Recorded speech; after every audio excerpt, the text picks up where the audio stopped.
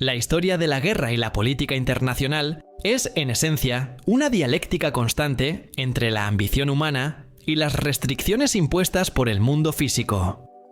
A pesar del avance exponencial de la tecnología militar, que permite misiles hipersónicos y la vigilancia satelital, la vieja máxima de que la geografía es el destino sigue siendo una verdad ineludible.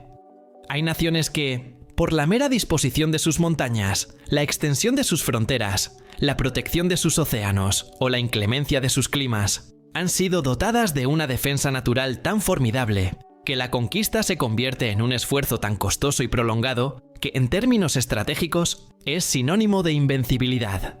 Esta invencibilidad geográfica no implica una inmunidad absoluta a los ataques, sino la capacidad inherente de un Estado para imponer costos prohibitivos a cualquier invasor, garantizando que la victoria militar sea siempre una derrota logística o económica para el conquistador. Dale like, suscríbete y comparte.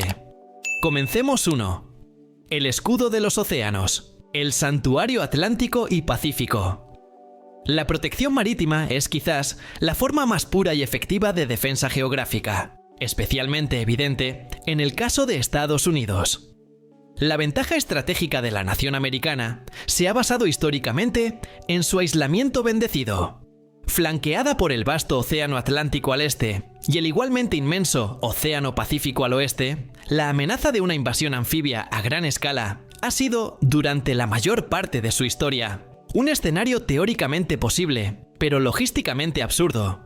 Estos superfosos naturales no solo han actuado como barreras defensivas, sino que han permitido a Estados Unidos desarrollar su poder sin la constante necesidad de mantener ejércitos terrestres masivos en sus fronteras.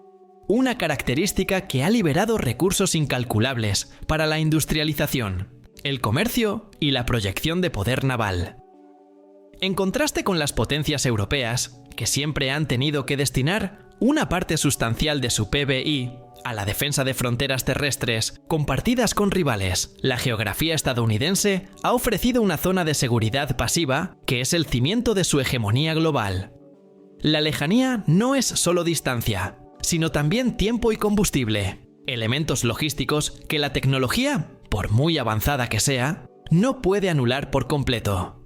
Cualquier invasor tendría que proyectar poder a través de miles de kilómetros de océano hostil, enfrentándose a desafíos de suministro, reabastecimiento de combustible y protección de convoyes que superan la capacidad sostenida de casi cualquier adversario. La misma lógica se aplica, en menor escala, a Reino Unido y Japón. La separación del continente europeo por el Canal de la Mancha fue para Gran Bretaña el factor determinante en la frustración de la Operación León Marino de Hitler. Una simple franja de agua, defendida por la Royal Navy y la Royal Air Force, se convirtió en una barrera insuperable. Para Japón, la condición de archipiélago ha sido su escudo y su espada. Si bien lo expone a bloqueos navales, su territorio central goza de una defensa perimetral que exige una fuerza anfibia y aérea abrumadora, como lo demostró la feroz campaña del Pacífico. La insularidad transforma la guerra en un desafío naval y aéreo que minimiza la posibilidad de una guerra terrestre prolongada en el territorio metropolitano. 2. La profundidad estratégica. El tamaño como arma. Si los océanos son un escudo, la inmensidad de la Tierra puede ser un arma de agotamiento.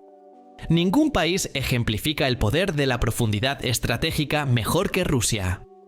El vasto espacio territorial ruso ha sido históricamente el peor enemigo de sus invasores.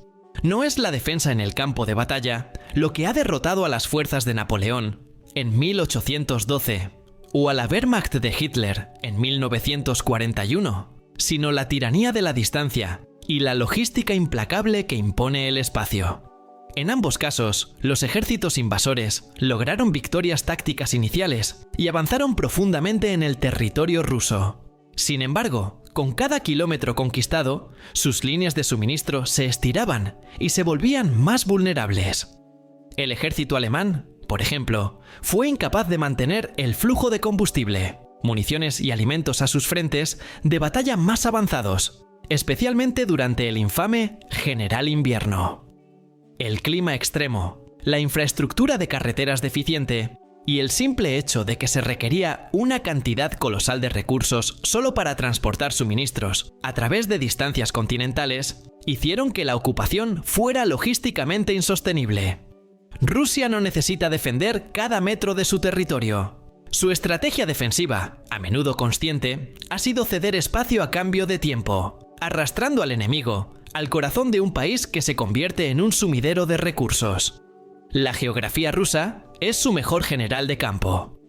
No solo el clima, sino la vasta tierra, los pantanos, los bosques densos y la falta de centros urbanos, clave dispersan el esfuerzo enemigo. La capacidad de reubicarse y reconstruir la capacidad militar detrás de la cordillera de los Urales, lejos del alcance de los bombardeos enemigos, ha sido una salvaguarda inestimable, haciendo de Rusia, en el sentido militar de la guerra terrestre, un país prácticamente invencible a la ocupación total. 3. La fortaleza de la montaña. El terror del terreno vertical. La geografía vertical, la cordillera y el terreno accidentado anulan la ventaja tecnológica moderna, al obligar a la guerra a volver a su forma más primaria y lenta. Las montañas convierten a los tanques en objetivos y a la aviación en una herramienta limitada por la meteorología y la cobertura del terreno. Dos casos históricos y contemporáneos ilustran esta realidad: Suiza y Afganistán. Suiza, un pequeño país sin salida al mar, rodeado de potencias más grandes, ha mantenido su neutralidad e independencia durante siglos, en gran parte gracias a los Alpes. Durante la Segunda Guerra Mundial, si bien Hitler contempló la Operación Tannenbaum, la invasión de Suiza, la logística del esfuerzo se consideró demasiado costosa. La doctrina militar suiza se basaba en el Reducto Nacional, Reduit, un sistema de fortificaciones masivas incrustadas en el corazón alpino. El plan no era defender cada frontera, sino retirarse a la fortaleza de los Alpes, volar puentes y túneles clave y convertir el país en una red de guerra de guerrillas y posiciones de fuego interconectadas. El terreno alpino habría hecho que cada avance enemigo fuera un asalto costoso contra posiciones fuertemente defendidas, garantizando que el coste de la conquista superara con creces cualquier beneficio estratégico. Las montañas suizas no son solo obstáculos, son una defensa activa que neutraliza la superioridad blindada y aérea. Afganistán es el epítome de la tiranía del terreno. Es conocido como el cementerio de los imperios, por una razón puramente geográfica. El país está dominado por la cordillera del Hindu Kush, un laberinto de picos, valles y pasos estrechos. Los invasores, británicos, soviéticos, estadounidenses, podían tomar las capitales y controlar los escasos centros urbanos, pero el control real del territorio y de su población siempre permanecía en manos de quienes dominaban los valles y las montañas. El terreno montañoso y seco favorece la defensa asimétrica y la guerra de guerrillas. Ofrece innumerables escondites y rutas de infiltración, mientras que hace que el movimiento mecanizado y el suministro de grandes contingentes sean una pesadilla logística. La geografía afgana actúa como un multiplicador de fuerza para el defensor, permitiendo que grupos pequeños y ligeramente armados inmovilicen y desgasten a ejércitos tecnológicamente superiores hasta el punto de la fatiga estratégica. La derrota de estos imperios en Afganistán no fue una derrota militar en el sentido tradicional, sino un colapso de la voluntad política y la bancarrota logística impuesta por la dureza del entorno. Dale like, suscríbete y comparte. 4. Las barreras del clima y el desierto, el norte y el sur. La geografía también proporciona invencibilidad a través de la hostilidad ambiental. Tanto el extremo frío del Ártico como la aridez del desierto pueden servir como fronteras defensivas insuperables. Canadá, por ejemplo, aunque comparte la frontera terrestre no militarizada más larga del mundo con su poderoso vecino del sur, tiene su invencibilidad asegurada por el Ártico. La vasta e inhabitable tundra al norte actúa como una frontera natural que no requiere defensa militar. La proyección de poder a través de este entorno es extremadamente costosa y peligrosa, haciendo que la mayoría de los desafíos de seguridad provengan del mar o del aire, pero no de la invasión terrestre a través de su propia masa. De manera similar, La geografía desértica de países como Australia o ciertas naciones del norte de África ofrece una protección similar. El interior de Australia, vasto y árido, disuade cualquier intento de ocupación sostenida.